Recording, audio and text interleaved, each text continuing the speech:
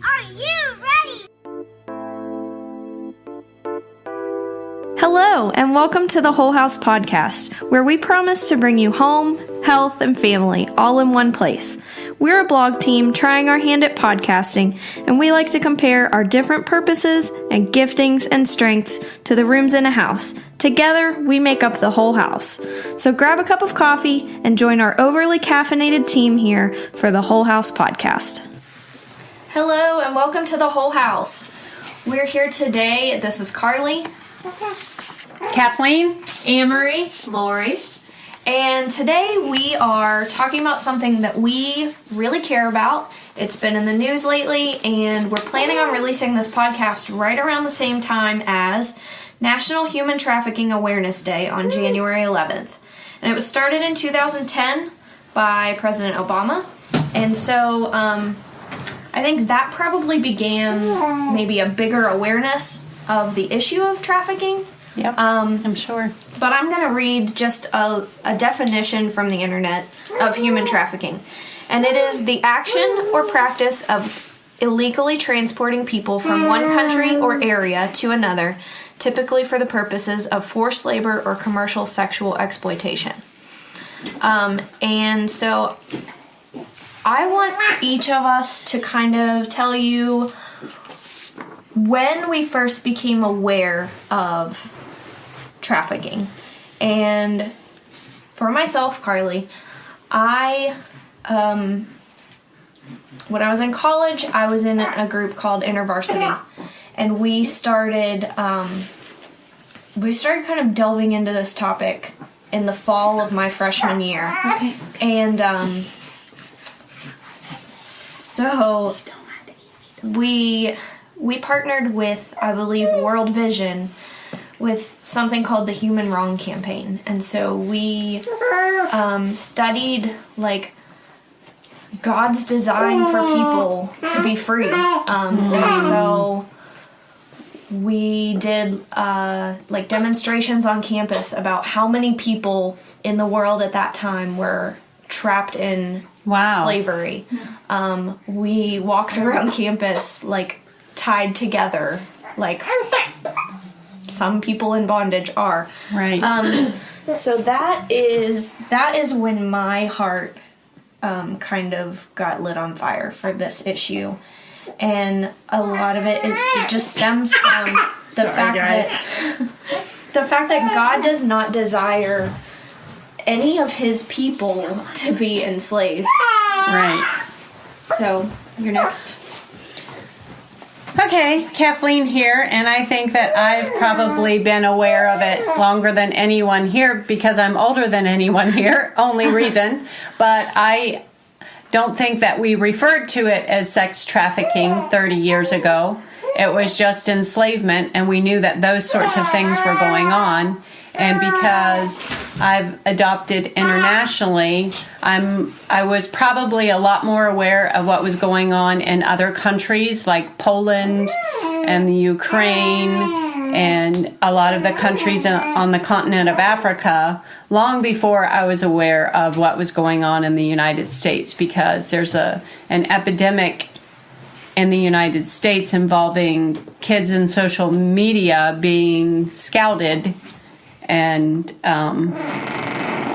fed lies and made promises, and I'm sure that Carly will get more into that. But so I've been aware of it for a good portion of my life, and my parents were civil rights activists in the 60s, activists, and so I was very, very aware of everyone having human rights and every human having value and being chosen as a child of God, and that no one should be enslaved and no one should be mistreated. So yes, this is very close to my heart. So, How about you, Lori? Well, I have vaguely been aware of sex trafficking for a while. You hear about it on the news. Every once in a while. Yeah, every once in a while. But I don't think I knew it to the extent that I do now. I think until I became friends with you, Carly. And also with your new book, Kathleen, defining home, that really opened my eyes a lot more to like, wow, this is happening a lot more than I really realized. Yeah. Yeah. And I think a reason why a lot of people don't realize, other than just the desire to like remain comfortable and not really know about things that make you uncomfortable, is because these people are hidden from plain sight. Right. Like, these people don't have a voice of their own. Typically, like, you can say however many people live in the United States in the census, but there are probably, I don't know the exact numbers, there are thousands and thousands of people who are not counted in that census, who are hidden and trapped somewhere. Right. Yeah. Amerey, do you want to tell us when you first became aware of trafficking? Yes. I was just saying a little bit ago that I feel like I've been aware of it probably my whole life. At least since I was like 8 or 9, and I think that's because of Kathleen, my mom. And I think that it began to really be heavy on my heart when I was in college, and I just started to read some memoirs and books of people who were trafficked and who have survived and been recovered. And so I think that's when it started to get really heavy on my heart, and just to burden me to see the lives that had been stolen from them and things like that. So I say around in college is when I became like really aware of it. Yeah. Kathleen has a few myths about human trafficking that you may have heard and you may still believe. And we just want to kind of set the record straight. Okay. Here's the first myth is human trafficking does not occur in the United States. It only happens in other countries. And that is not true at all. In fact, I feel like that's probably the biggest myth. Yeah, it is. Right. Yeah, I believe that. Well, Yeah. right. And we were talking about this before we started recording. There's a huge rise in teens who are bored and they're on social media, and maybe they want a little extra spending money, and they get a promise of this guy who's already been priming them, has scouted them on social media, and has fed them a bunch of lies, and then they go meet this guy, this person, and they disappear. And I've read a couple years lots ago, of stories about that. A couple years ago, it just became really, evident, or there was something that came to the top during the Super Bowl. That showed just during around the Super Bowl how many women are bussed into the city where the Super Bowl is hosted, and basically just they're there for men who travel to the Super Bowl. Yeah. Yes, it's like a souvenir. Yeah. Wow. It's just so we're talking about like the biggest sports event of the year, and it is basically the also largest source of trafficking and pornography and just prostitution. Yeah. And so not a lot of people know about that. The Super Bowl only occurs in the United States. Yeah. So I feel like that's the biggest myth. Yeah. Right. And one of the things that, you're talking about these ladies being bussed in is that we have this thought process as people who value themselves, like, well, why didn't they just cry out for help, or why didn't they just help? But that's one of the myths, is they don't cry out for help because, first of all, they don't value themselves, because these are the people that devalued themselves from the beginning. They think that they're worthless. But in reality, these people are in danger. Yeah. They've been threatened. Yeah. Yes, that's what I was going to say. Maybe they do believe that this is better than their previous life, but by most cases it never is. Yeah. Right. They're often threatened that one of their loved ones will be killed. Yeah. Or sometimes they don't have anywhere, they think they don't have anywhere to go because maybe they don't have any loved ones. So if they left, where would they go? Well, and in a lot of places also, there isn't somewhere safe to turn. Like, there are a lot of places where say the police are infiltrated with people who are partnering with Right. traffickers. So that is the reality of the world we're living in. Yeah. But in college, and I'm not sure which organization I started following first, or I'm going to talk a lot about some organizations I know of later in the podcast, but someone told me, and I cling to it as hope, that we could be the generation to see the end of human trafficking. We can be like the William Wilberforce of human trafficking. And I mean, I've clung to that over the years, that like I long to see a world where this does not exist. I do too. So, do you have some more myths? Yes. Sorry. I'll try to just do them all, and I won't say anything else. Human trafficking victims are only foreign-born individuals and those who are poor. That is a myth. Human trafficking is only sex trafficking. That's a myth. Individuals must be forced or coerced into commercial sexual acts to be victims of human trafficking. Nope. Coercion is not actually a word in the definition. Right. Human trafficking and human smuggling are the same thing. That's a myth. Human trafficking victims will attempt to seek help when in public. And because we're so random, we've already started discussing some of these things. So those are the myths. So I want to talk a little bit about something that just happened recently, why trafficking and slavery are kind of in the news right now. And on December 3rd of this year, 2017, CNN got a video of a slave auction in Libya, basically exposing something that goes on all over the world, but it just kind of proved what people had been saying for a long time about slave auctions in Libya. And so I want to read a Twitter thread that I really liked. Just a second. From a guy named Hassan Ahmad. And so, raw video of a live slave auction was recently obtained by CNN, documenting the existence of a Libyan slave trade. Human beings were being sold for as little as $400. Reports of 9 other slave auctions throughout the country of Libya. Libya is at a transition point for refugees. Many are escaping horrific conditions. Others are lured with the prospect of jobs that don't exist. Caught by traffickers, they're thrown into cages. Some are harvested. Livers and kidneys are popular. Slavery is not just a problem in Libya. It's worldwide. By some estimates, 45.8 million people in 167 countries lived in enslaved conditions in 2016. The Libya slave trade works for awareness, but this is worldwide. It's been worldwide. We never beat it. The New York Declaration for Refugees and Migrants sought to create a global compact to combat contemporary forms of slavery.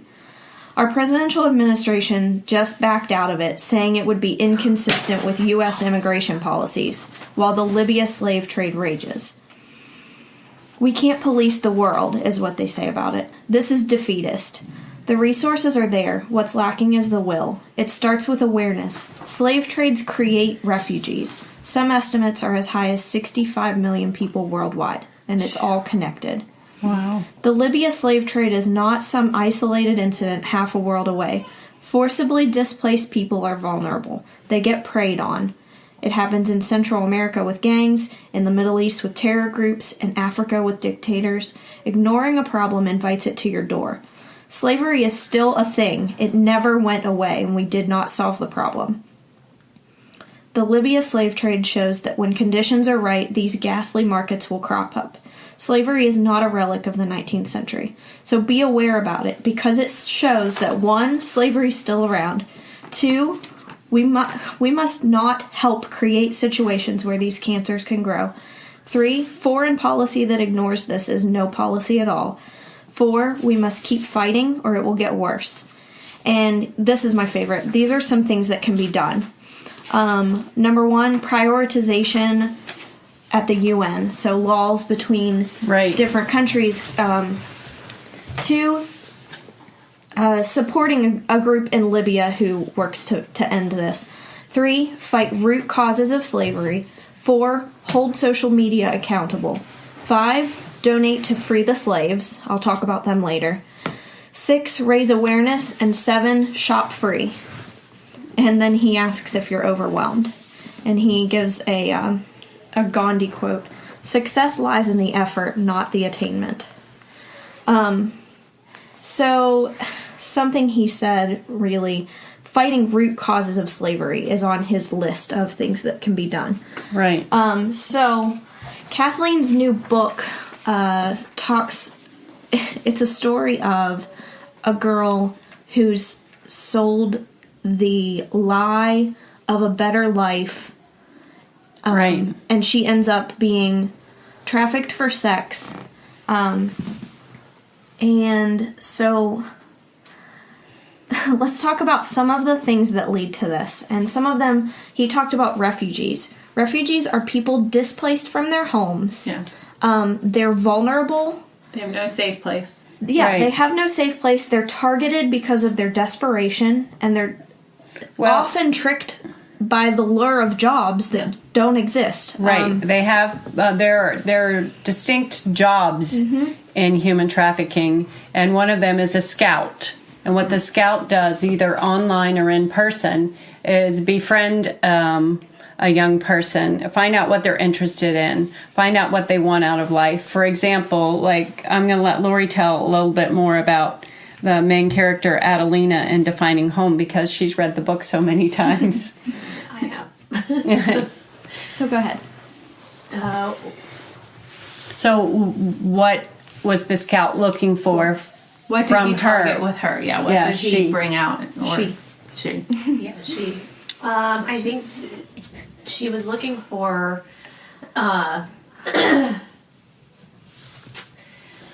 like the older teens that were getting ready to leave the system, who were probably. Oh, we're talking about the foster care system, and this book is takes place in Poland. Yes. But foster care youth all over the world are targeted.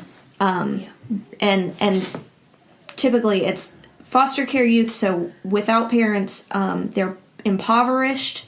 These are the root causes that are causing trafficking. Right, and kids who are ready to age out of the system. Yes, is like they're very the teens vulnerable. in the orphanage. They're ready to age out of the system, and so they don't have a plan. You're fine. No, you were right. Because, that is that's in Poland, and it's a little bit different than what we have here in the U.S. So, Right. But yeah, they were, she was targeting the ones that were about to age out, and she pretty much infiltrates and sabotages the adoptions, and then she says, "Hey, I know a guy." And then they're gone. Right. We don't want to give too much away. Yeah, about the that's book. what I'm like. How much do I say? Because I don't want to tell you the whole book because it's amazing. Sorry. Well, and I wanted to add something because we were talking about Libya, and there was a very huge recent raid in the United States. Operation Cross Country 11, which ran from October 12th to October 15th, 2017, and focused on underage victims of prostitution, involved 55 FBI field offices and partners in Canada, the United Kingdom, Thailand, Cambodia, and the Philippines, according to a news release. Half of the arrests occurred in the state of Georgia, here in the United States. The average age of the victims was 15, and the youngest was only 3 months old. Oh. The baby was rescued in Denver, where she and a 5-year-old girl were being offered to an undercover officer in exchange for $600. So, child sex trafficking happens in every community across America. So, we're working. We want to combat that not only in other countries, but in our own country as well. Yeah. So, we may have just given you kind of a ghastly, jolt. On our second podcast. Jolt. But we also really want to use this podcast to inspire you to do something. Yeah. Exactly. And so, my last 8 or 9 years since I learned about this, I've spent, just sharing as much as I can on social media. Legitimate things from organizations I trust to provide good information. And so, and we'll link a lot of those. Yeah, I'm going to go through a list that I have. This is not an exclusive list. There are dozens and dozens of organizations doing good. But I encourage you to find someone to even just learn about. I think awareness is the first step. Something I'm really excited about is that, I've been looking for ways to get more involved, and so using my voice on this podcast, to speak out for this, that's my next step. Right. So I'm gonna just dive into this list I have. The first organization I have is the Exodus Road, and you can actually learn more about them on my husband's podcast, Decent Christian Talk, episode 51, where they talk with Remedy Drive. It's a band.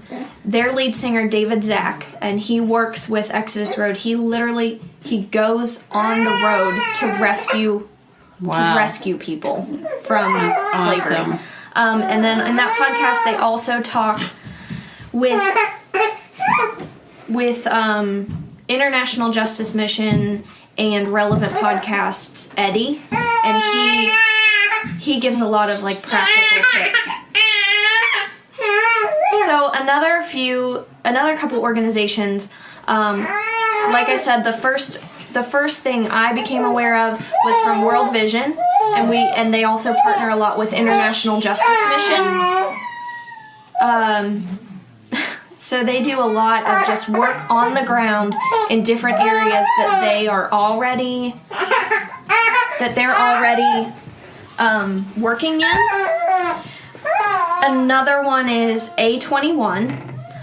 They have 12 offices across the globe to seek out and rescue people trapped in trafficking by aiding and protecting those who are most vulnerable. And so we've talked about the people who are most vulnerable. We're talking about people in poverty, people displaced from their homes, children, foster kids aging out of the system. Yeah. Another couple, Not for Sale, and they also have an org called Free to Work. They do a lot of ratings on companies' ethical practices, which gives you the ability to be more choosy about where you buy things from. Oh, that's good. So you can decide whether this company has an A or an F rated on their ethical practices. Whether their employees are taken care of, they are safe, they're paid. A lot of things like our clothing, our chocolate, our coffee. Those are things that we can consciously make decisions to buy better. Exactly. It's tough, but we can do tough. it. I mean, it's a minor inconvenience when you think about it. And it's a little bit more expensive to buy things that are fair trade certified, but in my book, it's worth it. Right. Another company that does that, or another organization that does that, is Made in a Free World, and they just take the time to expose companies with bad treatment of workers and slave-produced goods and encourage you to buy better.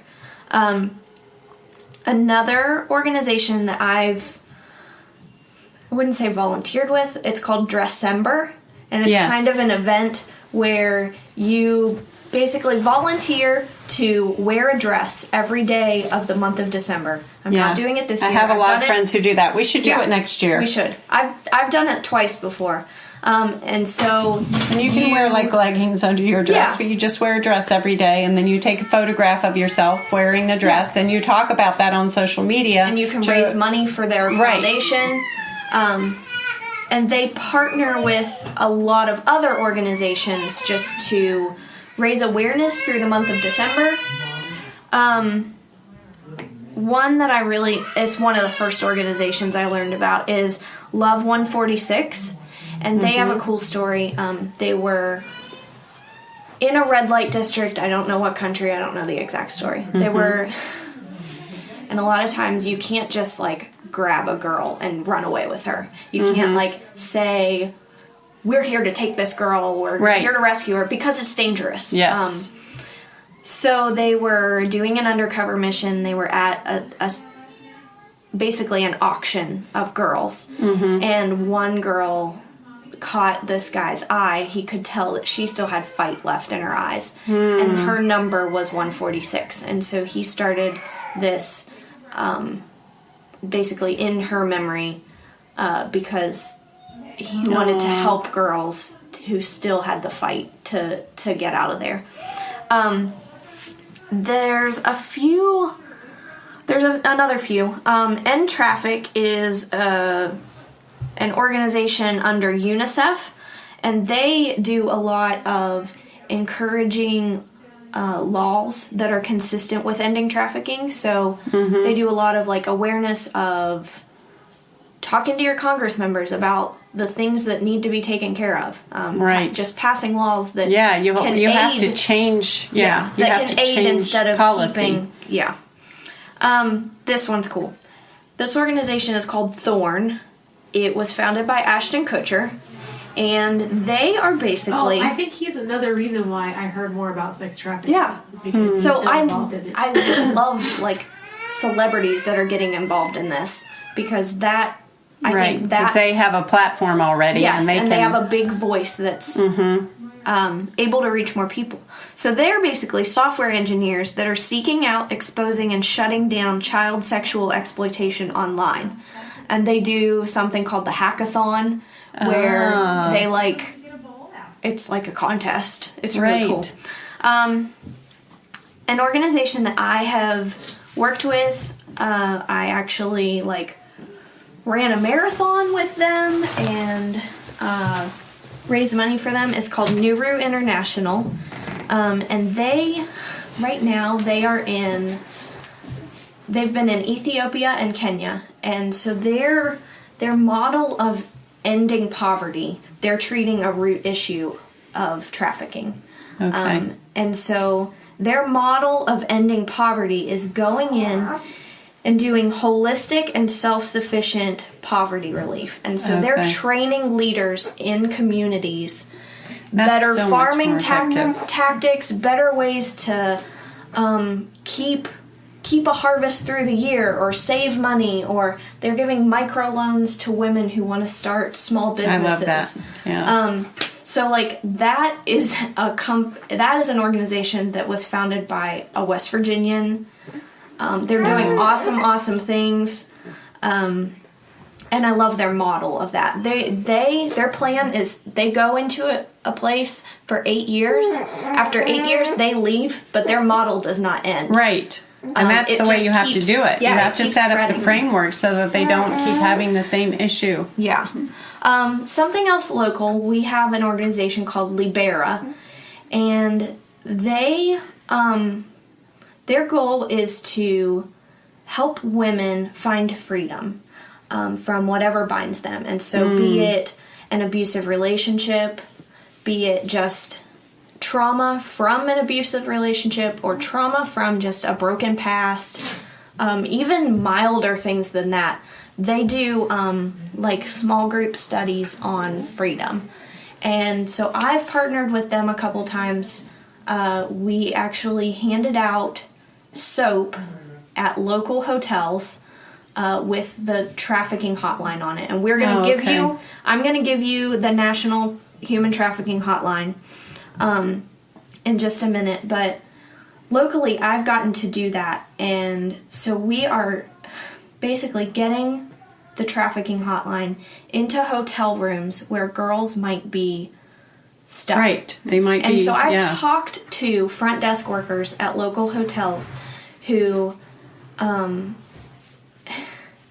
like, one in particular told me about an instance where these people checked in. It was an older man and a younger girl, and she just got the feeling something was wrong. Yeah. And not an hour later, they had calls complaining about noise, that a girl was being beat. Oh my And goodness. so she called the cops, and by the time the cops got there, they'd gone out the back door. Wow. Oh my so goodness. the group that has that runs the National Human Trafficking Hotline, which is 1-888-373-7888, they encourage you that if you see something, say something. Mm-hmm. And they encourage you to look for signs of trafficking. Well, and that's how some of these huge raids start, is because people in the state of Georgia are reporting over and over again at the casinos, at hotels. They're seeing these young girls. Yeah. And they spoke up and said, what they needed to say. But that's what I encouraged. Like, when we went to the hotels, we encouraged them. Libera can do training with their staff on the warning signs to see. And we encourage them to, talk to their housekeepers, because they are in the rooms. They're seeing people more closely than the front desk staff. Yeah. Right. But really, it's just, if you see something that makes you uneasy, it just looks wrong to you. It probably is. It feels wrong. Yeah. You can tell. Well, and I think what's really interesting about our team is we all, this is all a burden for us, and maybe some of us a newer burden.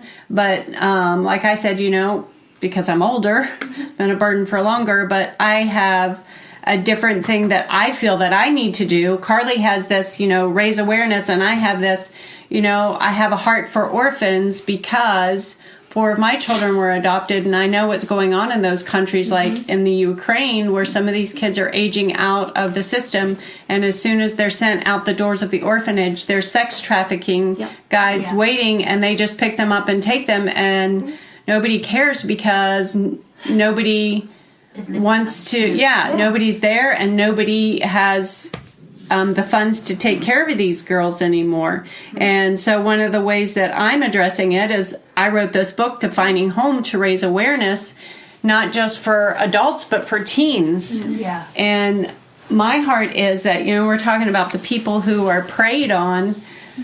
The people who are preyed on the most are the ones who, like Carly said, are more poverty-stricken or refugees. But there's a whole new slew of kids that are being preyed on, and those are the kids who lack attachment skills because of their home life. There might be just divorce. They're just looking for anyone to give them attention. Right, they're just, exactly, and they're looking on the internet, and that doesn't mean that they're poor. Sometimes these kids are really middle class, and they're just looking for someone to give them attention, or they don't know how they're going to proceed in their life. Yeah. What's next, because they have no plan, and some nice guy tells them, or some teen, I've studied so many cases when I was writing this book, Defining Home, and they found, one 14-year-old who was a scout for a major ring, and all he did was he got on social media, and he just looked at people's websites and started talking to girls. And one particular little girl, she was only about 14 or 15, her dad noticed that her appearance had changed. She started wearing makeup, and that her attitude changed. And so he started looking on her computer and seeing all this, and he found this one kid that was constantly commenting, and found out that he had all of this kid's friends, he was the scout, were all adults. And so they ended up saving this girl before she was ready to go meet this person. So you've got that going on in the United States all the time, and then you have it going on in these other countries where kids are spending their life in the orphanage or on the street because they don't have a family. And those are the victims already before they even get scouted. Yeah. They've already been victims because they have no self-worth, no value. They don't value themselves. And that's, like I said, the way that I'm combating it right now is I'm a writer. So I wrote a novel. And I'm hoping that just you listening, to me, it's not about selling books. It's about awareness and reading what you need to read so that you can help the teens around you and in your area. And it starts at home first. Yeah. So I want to talk to you really quick about, Carly, are you done? I want to make sure you're done with your list. Yes, I'm done with my list. Okay. I want to talk to you a little bit about two things. I want to talk to you about the different types of slavery that there are, and then also about not being, I can't think of the word right now, but not kind of being numb or Apathetic? no. Complacent? I like the way that guy when you with the see- Twitter thread, he said defeatist. It's like assuming we can't do anything about it. Yeah, but so for me, okay, so I'll just start talking about it and maybe you guys can help me figure out the word. Okay, so my husband and I are kind of like, we like watching different TV shows, and we don't just, what I mean by that is that we seek out like really good TV shows, and we're kind of elitist in our TV shows and what we watch, and we only watch good stuff and da-da-da. I mean, everybody has different opinions, but recently we've watched a couple different shows and even a couple different movies, and some of them were even older movies where high-end prostitution or prostitution was relevant, or basically prostitution. And so what I mean by so you watch these shows, and lots of you guys might have watched them, like House of Cards and you know those movies where like the stripper has a heart of gold, and I'm serious. Right. Yeah. They normalize Makes it seem like not a big deal. Yeah, normalize it. Okay, You get so used to, I'm just going to college and I'm prostituting my way through college. Right, and that's yeah. a theme on many shows. And so we begin to think, well, I don't begin to think, but you know. So so what I'm saying is, like, when you watch those shows and you see those things and you see, like, I mean, the media is just the media, and they could present it to you in a way where these women are choosing to do this with their life, but in reality that's a myth. That is not the norm. These, like, if you ever encounter, like, I don't know how many of you people will encounter women who are in prostitution, but or a person rescued, like a survivor of forced prostitution. Yeah, 90 probably like 95% of the time, women who are prostitutes are being forced to be prostitutes. But I also wanted to talk to you about, so basically don't just watch those shows and become numb to that. Don't just watch those kind of things and become numb to it and just think that's the way of the world, because it's not. These women are not choosing this. But so we've been talking a lot.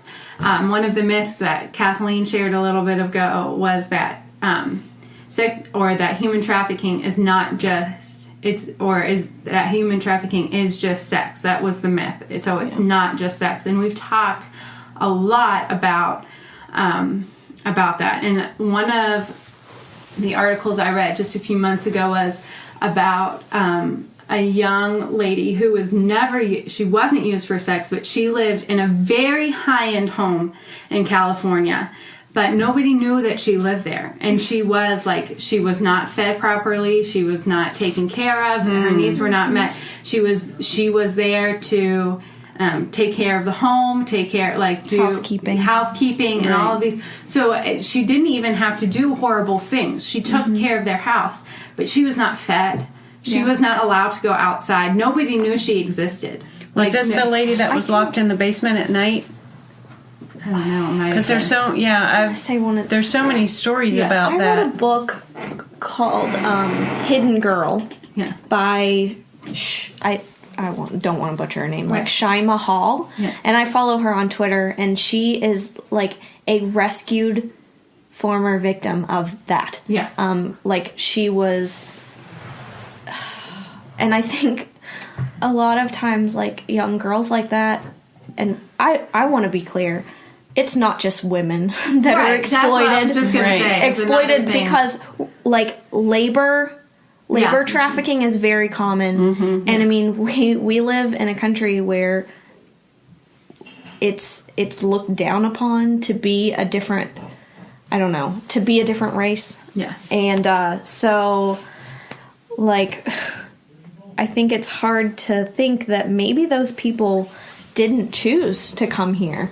Right. Maybe they are being forced. Maybe it's dangerous for them to try to go back home. That's what I was going to say. And it's very common for legal immigrants to bring with them a person they have purchased before they came to the United States, and they used them for slave labor. Yeah, so you can kind of pick up on the ways that these people are hidden from plain sight.